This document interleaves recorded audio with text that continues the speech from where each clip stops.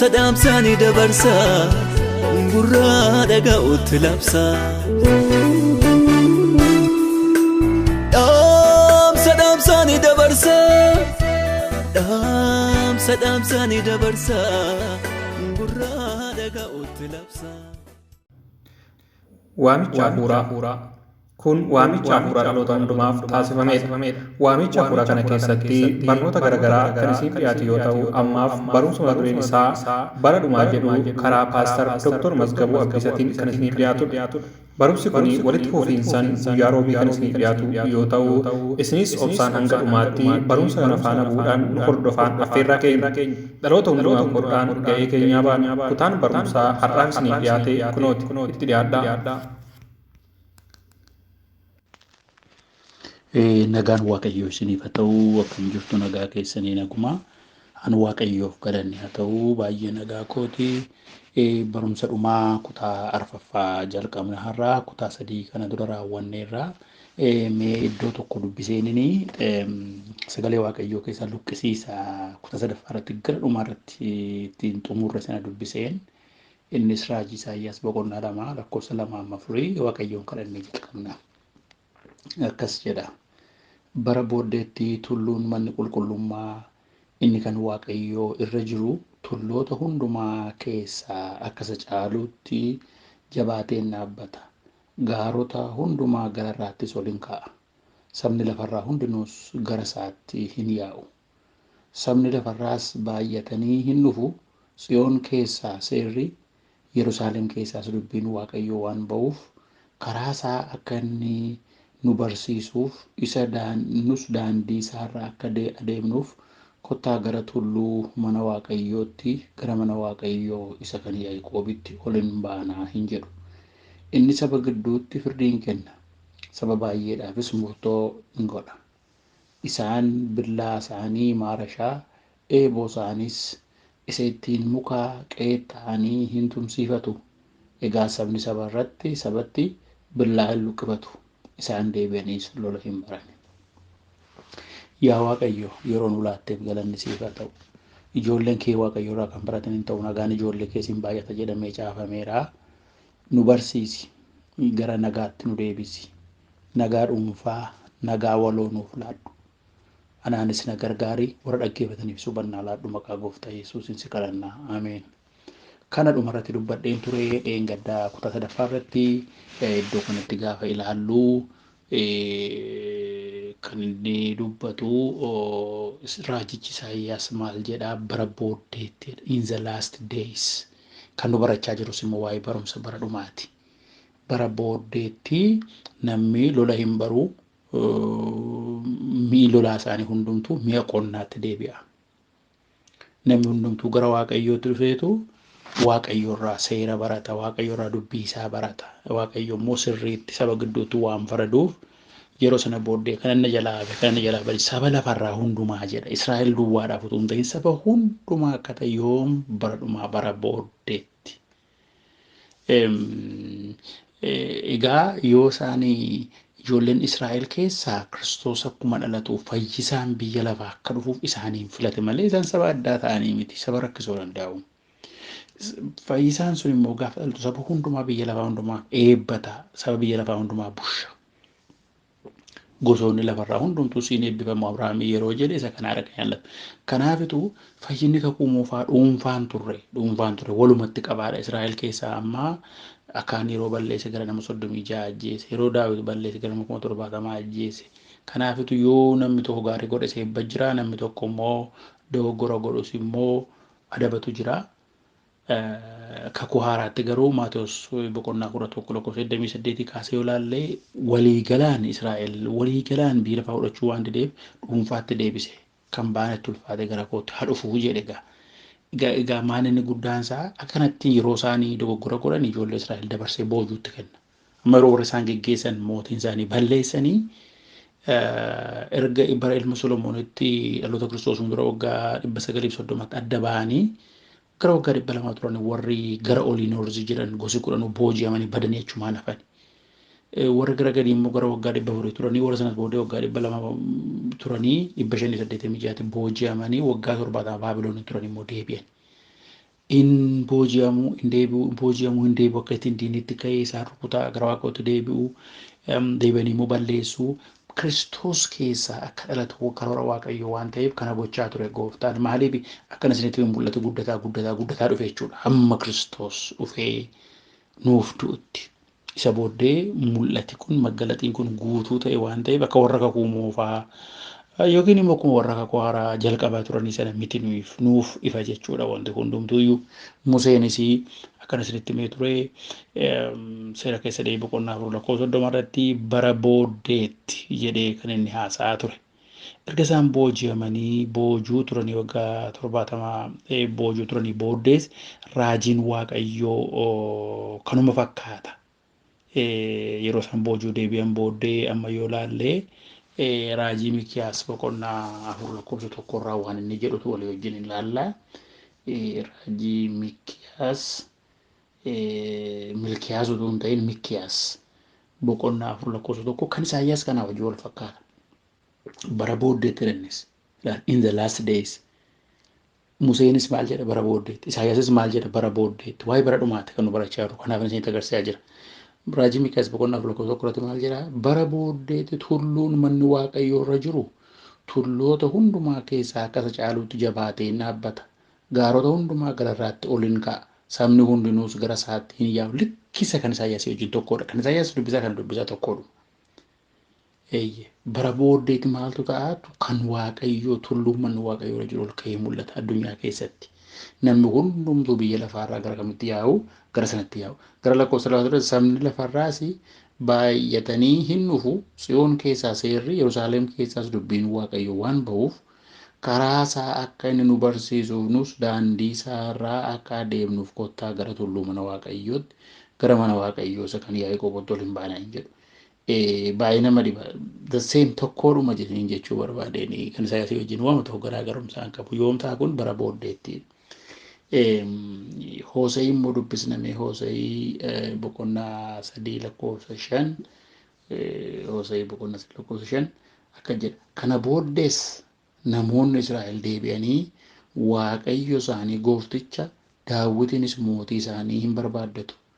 Dhuma barichaattis isaan sodaa guddaadhaan gara Waaqayyoo gara wanta gaarii inni isaaniif godhuuf hin dhufu. Dhuma barichaatti. In the last days. Kanaadha kan inni barbaade jechuu kooti. Kanaafituu fireesiin bara dhumaa in the last days jedhu kuni afaan Ibraayisxiitiin yoo ilaalle Bahaayariyaat Hayameen jedhama. Bahaayariyaat Hayameen. Isa kanaadha kan Museen seera keessa deebi'ee 4:30 irratti gargaaramee inni Isaayyaas faanis raajonni kunis gargaaraman isa kanaadha. Iskaatooloojii bara dhumaa ta'uusaa kan agarsiisudha jechi kun jechuu kooti. Kanaafituu Isaayyaas utuu isaan hin booji'amin dubbate Museen immoo utuu isaan gara kanaa itti hin dubbate Isaayyaas utuu isaan hin booji'amini warra biraan immoo erga isaan booji'amanii booddees jechoonni kun wal qabatanii deemu. Sabumti addunyaa waraanarraa akka dhaabbatudha kan inni haasa'u guyyaa booddee sanatti. Har'a waraana kan baay'atu yeroo sana garuu waraanni raawwata. Har'a namni nagaa dhabe yeroo wal waraanu sikkoo waraanatti fuunaa miti waraanni waan nagaatti fidutti fakkaata. Dhuunfaatis immoo waraana qaba. Nagaan qabu, boqonnaan qabu, hara galfiin qabu. Innaa kun akka hafuudha. Daani'el boqonnaa 2 lakkoofsa 44 irraa yoo ilaalle bara sanattidha. The God of heaven will set up a kingdom that will never be destroyed. Mootota afurtu ture abjuu Nabukadnezar argeeru Daani'el hiiku inni mataan isaa warqee Baabiloonumaa itti aanee immoo harki kun lachuu gara sigaran immoo sibiila isaa birriidha. Isaan immoo biyyoota lamatu Meedonii fi Faares warra Baabiloon isa mataa warqee ta'e galagashanidha. Itti aanee mudhiin kun immoo madabiidha. Inni immoo Giriikii. Itti aanee immoo miilli kun tokko suphee tokko sibiila isaan immoo mootii Roomaati. Mootii shanaffaa ta'etu harki namaatti hin bu'in gaararraa dhagaan tokko buqqaatee konkolaatee dhufteetu mataa warqee kanaa qabdee walitti dhaatte. Mootummaa Baabiloonis, mootummaa Meedonii Faarisiinis, mootummaa Giriikiis, mootummaa Roomaas hundumaa walitti dhaake. Inni gartuu miilli tokko suphee miilli tokko sibiilaa suni siyaasaa fi amantiidha. Siyaasaan gaafa dadhabdu Roomaanii amantiidhaan akka Kaatoolikiin itti jalqabee Kaatoolikiin warra Roomaati. Istiil amma ammatti addunyaa influensii kan godhan. Warri Kaatoolikiin mul'ifama naa godhaa malee antaayikiraayistiidha. Keessumatti warri pooppii isaanii. Iddoo Kiristoos mormituu Kiristoos antaayikiraayist iddoo Kiristoos warra bu'an baay'ee ulfaataadha. Miqnaan isaa cubbuu dhiisuu kan danda'u Kiristoos ilma Waaqayyoo ala hin jiru. Har'a cubbuu keessa dadhanii isaanitti himattu cubbuu dhiisu isaantu bakka bu'eetu cubbuu dhiisa. Taasuma Waaqayyoo ala cubbuu kan dhiisu hin jiru. Lubi kam, paasteriin kam, qeesiin kam an cubbuun dhiisa yoo jedhee badhaama kabbaannu kun iddoo Kiristoos bu'uudha. Mormaa Kiristoos jechuun Kiristoos taqaame jechuun kanadha. Namootaan qalbii keessan diddiiradhaa jenna garaaraa jijjiirrachuuf dhiisuun kan saati waan beeknu hin qabnu nuyi kan cubbuun keessan isinii dhiifameera jennee labsuuf hin dandeenyu nuyi. Yoo isatti maxxan inni isinii dhiisuuf amanamaadha. Inni tokko dhuguma garaarraa himata inni tokko immoo garaarraa hin himatu. Keessa laalee kan dhiisus kan hin dhiifnes Waaqayyoodha jechuudha. Naa kanaafituu yeroo baay'ee isa kanaa dhufee mootummaan kan namoota kanaan darbe egaa. Baabiloon gara waggaa 70 ta'e inni bushee darbe. Mootummaan hin dabarre mootummaan dhaabbatee hafu inni gaararraa tun hin bu'in konkolaataa dhufee kan hundumaa daakee gaara guddaa ta'e. Mootummaa Waaqayyootu bal'ataa guddata. Har'a hafuura isaatiin warra amanan keessatti bitaa jira. Bara dhumaatti garuu dhufee maal godha gooftaan waaldaa isaa fudhatee waggaa 7 rakkilleessa turame booddee isa kanatti dhufaa jirra. Barannaa waggaa 1,000 lafa kanarratti bitaa. Waggaa 1,000 booddee immoo lafti kuniif waaqi kun cubbuu hojjetame darbee waaqa haaraadhaaf lafa haaraa. Waaqa haaraaf lafa haaraadhatu fida uumamaa Yerusaalem haaraa dhufaa. Kanaaf egaa gara sanatti kan inni adeemaa jiru jechuudha. Akka kanattiin raajonni kakuu moofaa inni kun bakka ga'uufis immoo Daawitiin mana isaa keessaa mootummaan akka hin banne baraan mootiin akka ka'u dubbateera. Isaayyaas 9:7 fudhannee ilaala koroon darbasinitti mee akka ilmi nuuf dhalateera mucaanis nuuf kennameera isa jedhu irratti mootummaan isaas harka jira. Deebi'ees immoo nagaan immoo gateetti isaarra jira. Hangafa nagaati inni jedha. Innaa iddoo sanarratti kana dubbata. Kanaafitu waa'ee bara dhumaadhaa raajonni kakuu moofaadhaa. Fakkeenyaaf waa'ee waaqa haaraa lafa haaraa kana Isaayyaas 65:17 yoo dhanne ilaallee achumaan 66:22 Isaayyaas irraa Isaayyaas 65:17 Waaqayyo kunoo anbantiiwwan waaqa haaraaf lafa haaraa nan uumaa wanta dur ta'ee hin yaadatamu. Wanti dur ta'e hin yaadatamu inni darbes yaada namaa keessa nuuf. Ilaala Waaqayyotu nan godhaadha. Ilaa hubadhaa uumeeraa miti. Kunoo anbantiiwwan waaqa haaraaf lafa haaraa nan uumaa. Maaliif waaqa isa ammaa kana lafa isa ammaa kana cubbuun hojjetameera. Waaqa haaraaf lafa haaraa gaafa uumu kun akka waraqata taqatalee dabarsa akka Phexros keessaa jedhu erga Phexros duraa keessaa. Kanaaf nan uumaa inni darbe garuu hin yaadatamuu jedha. 66 immoo 22 irraa miidhannee ilaalla. 66 irraa akkas jedha. Akkuma bantiiwwan waaqa haaraaf lafti haaraan warri ani uumu ana dura jiraatan akkasuma sanyiin keessaniif maqaan keessan fuula koo dura hin jiraata. Kanaaf waaqa haaraaf lafa haaraa nan uumaa isarra cubbuun hin jiru waan ta'eef bara baraan jiraata booddee waaqa haaraaf lafa haaraanii isinis immoo koo kana maqaan keessan fuula koo dura hin jiraata. Maal isinitti agarsiisaa jira kaa waa'een bara dhumaa kun raajota keessatti waa'een bara dhumaa kun namoota yeroo sana turan keessatti kan isaan eegan isa kana ture. garuu tokkichaan miti mul'atu kun akkuma isinitti sammuun namaa hundasaa fudhachuu hin danda'u waan ta'eef dabalaa amma namni dhalatee gara du'aatti deeman guddatamee jalqabni guddataa isa booddee ituma jedhutu waggaa 30 tagaa ta'u isa booddee gara du'aatti immoo gad deebi'aa deema. Akkuma kanatu mul'atu kun dabalaa dhufee maal ta'a jira gara dhumaatti. Kanaafitu isa kana hubachuun kan dura jiraatu amma kana fuuraati. Borbooddee immoo maal ta'a jechuudha. Fiizikaalii akkanatti mul'ateetu kan siyaasa hundumaa walitti qabu ta'a jechuudha. Hara siyaasa irraa korraapshiniidha namni horii barbaachaaf, ulfina barbaachaaf, of agarsiisuuf waan baay'ee kanaaf fiiga bara kana. Garuu yeroo sana dhugaadhaan siyaasa jechuun ikkoo cubbuu kan sobaa jechuun miti ogummaattiin addunyaa bushan, ogummaattiin namoota bushanidha.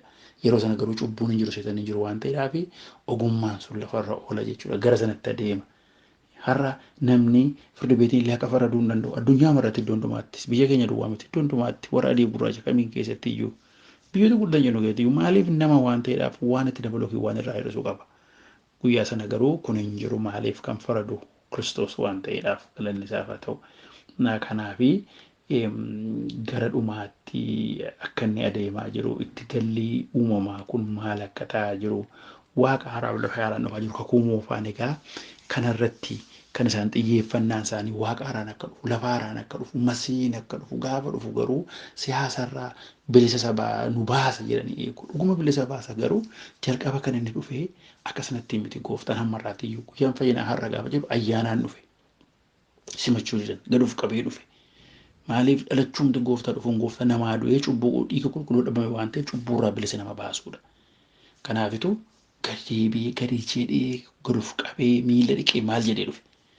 Amma gaafa dhufu garuu namichi isaa ilaalu maal yoo inni cuuphaan erganii du'aa ka'ee ol bahee booddee koo ilaaluu dadhabee gaafa argu dur gooftaan na jaallata nama isaa wajjin hospitaala jechuudha ture. Akka nama du'ee ta'e tunni qabee kaasuu baate miila isaa keessaa biddabbaa harka isaa keessaa biddabbaa fuula isaa keessaa hojii ergamoota 9 irrattis Paawulos gaafa argee hin kufe gaangoorraa erga gooftaan du'ee du'amoo ol ka'ee ol bahee guyyaa 40 roonni wajjin ture nyaata kennaan maal kennaan malee wajjin hin bulu. Tuma isaa ilaalanii jalaa bada hafuura miti garuu foon ulfina qabee keessa jira. Yeroo inni booma tokkorraan dhufeetti dhufu bishaan roga maal dhufu kun hafuuraa jiru lakkii foon koo lafee qabadhaa laalaa jedhaan. Erga du'aa ka'ee isaanii wajjin buleen ol hin dhufaa isaanii wajjin barsiisa lafa inni bu'u garuu hin beekan. Gara sanatti kan nuti geeddaramnu jechuudha gara dhumaa irratti. Erga inni immoo achi ol immoo karaa gaara jirsa sun ilaalan immoo ol fudhatame booddee kan argeessa booddee Paawuloosiif Yohaannis ergamaa duwwaadha isaanii yoo akka nama du'ee ta'anii jechuudha. Har'a namni Kiristoosin argee dhufu otuma isaa arga malee akka silaa ta'uu hin danda'u bakka. Tootaalii dhibbaa geeddaramaa saala malees waan biraa waan haasa'uu hin qabu. Maaliif ulfinni isaa abidda akka abiddaa namni ija isaa harka isaa fuula isaa ilaalu ulfina isaatti deebi'ee akkas ta'ee dhufa leenca ta'ee dhufa gaafa dhufu gooftaan. Kanaaf gaa gara kakuu haaraatti gallee gaa amma kakuu moofaan akkasitti hubatanii akkasitti eegaa turanii kakuu haaraan immoo akkamitti hubatanii dhagaa. Kanaaf understanding the person in the work of Jesus Christ is foundational.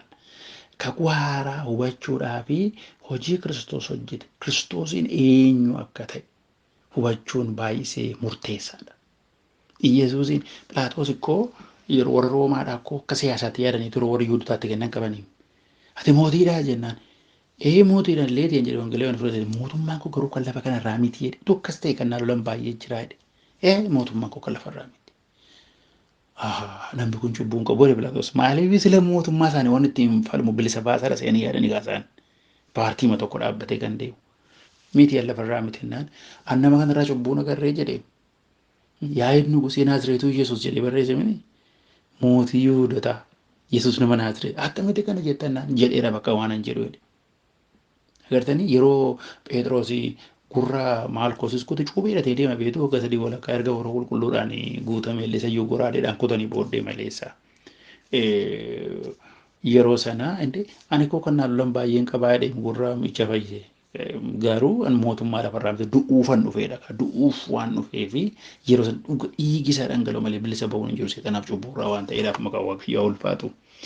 Innaa kanaafitu lafarratti garuu dhufee dhaaba. Amma keessa keenya geeddaree dhuguma warra gootatamanii lammaffaa dhalatan utuu nagaanan kennu akka biyya lafaa kennutti mitiidha. Utuu waraanni jiru, utuu dhukkubi jiru, utuu gidiraan jiruutu namni nagaa qaba. Mana fakkeenyaaf kaleessa farraa baay'ee dhukkuba. Garuu istiil kanatti dhaga'amu nagaadha. Barumsa kana leetii ta'uu kootu funatti dhaga'amaa jira. Garuu inni biraan nan du'aa nan badaadha. Nuyi garuu utuu du'e dhufeesii gara gooftaa keenya deemna waan ta'eef waa hin yaaddoof nu hin qabnu. Nuu galeera waa hin jireenyaa jechuu kooti. Maqaa Waaqayyoo bara baraan ulfaatu. Innaa kana nagaan ni kennu nagaa biraarraa adda. Qammasneerraa already naatti yeetti kan jiru teolojiin jira. Waan tokko hin qammasneerraa. Nagaa qammasneerraa, fayyina qammasneerraa, eebba qammasneerraa, ulfina qammasneerraa. Garuu gaafa gooftaan dhufu guutuu ta'a kun hundumtu. Kun hundumtu guutuu ta'a. Amma warra gooftaatti namoonni waan tokko waan qammasan hin qaban. Nuyi garuu nagaan isaa jaalalli isaa eebbisaa nu ga'eera. Har'a garuu foonni kun hin biilafa wal'aansoo nuun qabu miti. Gaafa gooftaan dhufu garuu maal ta'a? Filekkiree guuta kanaaf maraanaata jedhu tajaajila faarfatu amantoonni durii. Nuu kottu maaloo gooftaa biyya lafaa jibbanii miti. Isa qammasne sana ulfina Paawulos Roomee 8 maal jedha? Ulfina dhufaa jiru fuulanii dura jiruuf rakkinarra gaa wal bukkeetti ilaaluu jedhe Roomee 8 irra dhagaa dubbisaa 8 kaati. Rakkinarra waa tokko miti jedhe waanuma tokko ulfina jiru hin kaleef hin arge. Efesoon boqonnaa tokko irraa ilaaltan maal jedhe? Ani waan biraa miti. Efesoon guddoo haldaa guddoodha. Ergamoota irraa adda baaseeti mul'ata boqonnaa lamarraa akka ilaalan ergamoota soboo selekti gootee adda baaste. Utuu ergamoota soboo warra soboo adda baastu jaallisee badee garuu. Hojjete cimaadhaa garuu an hojii keessa namatti kan dinqisiifadhuudha. Jaalala keetu iddoo bade waaldaan jaalalaan beekamte. Namni waaqayyo jaalalaan beekama. Iddoo kee duraatiin deebisuudhaan ibsaa kee iddoo fuudha. Ibsaa kee iddoo fuudhachuun waaldattiin balleessaa. Dhuguma isaa iddoo isaaniitti deebi'uudhaan qilleensi galaanarraa ka'ee dhufe biyyuma Efesoon magaalaa Efesoon balleesse har'a Tuurkii warra Islaamaa kiraarii jira biyya sanarra. Hojii waaqayyoon tajaajila maal goona jennu warra soboo warra maalidha jenneetuma waan meeqa jennu jaalala keenya dhabnee jibba keessa kan gallaaf eeggachuu nurra jiraata. Maaliif amma nuyi warra dogoggoraniin kan jabeessinee barsiisnee itti maa jirru? Tokkoffaa ofii isaaniitii akka hin banne lammaffaa warra biraa akka hin balleessinedha malee jibba foonii keessa galuun nurra hin jiraatu. Even warra amantii irraa ce'anii Joobaa, Only Jesus, New Age Movement maal warra jedhan kanaa irraa ceenee jibba keessan gallu garuu karaa hafuuraatiin waliin fudhannu jechuudha. Maal lafa hojiitti amma warra dhiiraaf dhiira dubartii maal jedhan hojii hundumtu wajjin hojjetamni garuu aayidooloojii isaanii irraa fagoodha nuti isaanii wajjin gara sana keessan gallu jechuudha. Kanaaf akka jaalala keenya achiin namne kanaaf maal jedha warra Efesooniin akka iji garaa keessanii ija foonii miti namni ija foonii miti iji garaa keessanii akka banamuun kadhadhaa jedhe. Iji garaa keessanii yoo banamee dhaala waaqarraa argatu achii dhaala qabdu. Namni dur baadiyyaa taa'ee Finfinnee duroo mana ijaarratu Abshaala jedhama. Maaliif yeroo ilaalanii uummata tokko bakka mana taraa keessa jira gara baadiyyaa gara biyyaati Finfinnee immoo mana qabata. Abshaala caalu as taa'ee mootummaa waaqarratti mana kan qabudha dhaala kan qabudha. Isa kanadha gooftaan kan nu qopheessaa jiru. Kanaafitu inni kun kakuu haaraa keessatti ifa ta'ee jechuu koota har'a garaa nama warra mananii keetiin mootummaa isaatiin mo'aa jira. Har'a nuyi ambaasaaddara isaatii kadhatuma abbaa keenyaa gaafa kadhadhaa jedhee dura kakuu moofaatti waaqa biraa waaqa isa qaqaa'ee qoon malee hin jedhamu. Wangelee waan soo godhamu irratti erga dhuunfaatti nama gooftaatti amanee immoo ijoollee waaqayyoo ta'uutu aboon kenname. Kanaaf abbaa keenyaa jechuu dandeenya. Wawwalooti immoo abbaa keenya. Maqaan isaa ulfaatu. Mootummaan kee dhufu jaalalli kee waaqarratti akka ta'e lafarra ta'uu dhabni jaalalli har'a feekiidha namni jaalala dhugaan qabu jaalalli waaqayyoo gaafa lafarra ta'u mootummaa waaqayyoo lafa kanarratti gaafa immoo seexanni ni dhama cubbuun hin badaa wanti hundumtuun ta'a. Kana ambaasaaddara taane bakka buunee jirra namoota waaqayyoo taraarsine isa dura. Namni erga waaqayyoo taraarame walitti araarama. Barri dhumaa bara hojiin waaqayyoo garmalee ciminaan itti hojjetame namni nagaa kana jaalala kana qammasaa deemanii gaafa gooftaan dhufu gaa nagaa guutuu waraanna fee wanti hundumtuu hafee gara sanatti egaa kakuu haaraanii kun sirriitti waan nu hubatamee fi gaafa amannu waa lama keessa jirra jechuudha manuyi. Mootummaa lama keessa akka mootummaa lafarraatti gaafa jirru mootummaan lafarraa kuni fooniin gaafa jirru waraana jira jibba jira jeequmsa jira warri namanni akka isaaniitti maayyaanne akka isaaniitti maanaasofne jedhaniitu asiin nu jeequ keessi keenya namani geeddara immoo mootummaa waaqayyoo mootummaa nagaa mootummaa ulfinaa mootummaa qajeelummaa isa dhufu eeggata yeroo nu ilaalan foonii isaan fakkaanna yaadi keenya garuu kana miti maaliif keessi keenya jijjiiramee isa dhufaa jiru ulfina dhufaa jiru eebba dhufaa jirudha malee har'a lafarratti nagaa expecting godhana ijoollee waaqayyoo warra mananii nagaan hin jiru. Lafarratti abidda buusuun dhufeedha gooftaan maal nagaa fiduun dhufe hin jenne nagaan lafarratti warra waaqayyoon jaallataniifi jedha.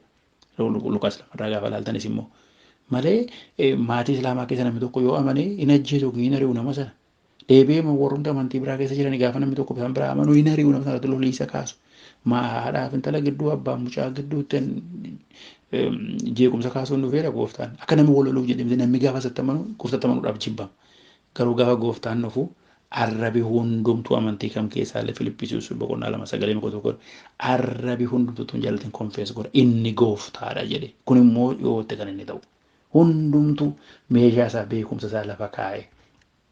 Kanaaf kakuu haaraa keessatti adda nuu beekani keenyam raajuurraa waan hafe Isaayyaas faan dhaloota isaas yeroo kamiiti deebi'ee dhufuunsa yeroo kamiiti sistemaatik intiniisa waan tokko waan galeef hin qabu. Nuyiif garuu nuu galeera amma kakuu haaraa keessa galleerra waan ta'eef kakuu haaraa keessatti gaafa laallu nuuf kiliir ta'eera. Inni isaanii ilmi nuu dhalateera nuuf kennameera Isaayyaas 53 irratti bakka simboollee hin qabu maal jedhe isan yeroo dhalatee deebi'ee dhufee du'eeti. Agartanii deebi'ee immoo hoolaan qeerransaa wajjin reettiin qeerransaa wajjin saawwii leencaa wajjin ijoolleen bofaa wajjin immoo yeroo gooftaan dhufee akkuma tokko lafa irratti immoo cubbuun badee seexan hidhamee yeroo wanti nuti immoo nagaa yeroo inni buusuudha. Gara sanatti galleerra jechuudha amma gara sana waan sana ilaaluudhaafi warri Yihuudotaa akka isaan itti expect godhaa turanii mi'a nagadachaa gochuuf turan Yesuusiin qabatanii bakka inni dhufee hunduma bilisa baasee Yihuudaan addunyaa irratti beekamte akkuma warra Roomaa biyya 127 bulchaa turan warri Meedon Vaayiras fa'aa kun akka kanaadha kan isaan yaadaa turan.